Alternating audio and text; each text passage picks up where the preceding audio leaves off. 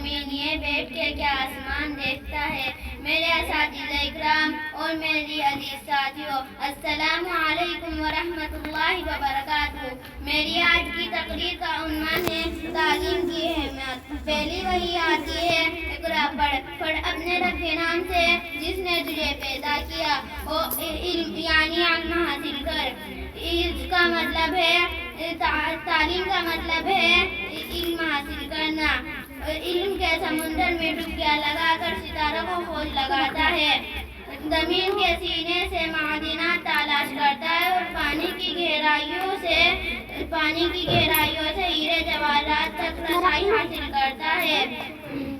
میری پیاری ماؤں اور بہنوں، ہمیں تعلیم سکھاتی ہے، جینے کا سلیقہ سکھاتی ہے۔ تو میرے نبی محمد مصطفیٰ صلی اللہ علیہ وسلم ارشاد فرمایا کرتے تھے، ماں کی گود سے لے کر موت تک علم حاصل کرو، منزل سے آگے بڑھ کر منزل تلاش کر مل جائے تم کو دریا کا سمندر تلاش کر۔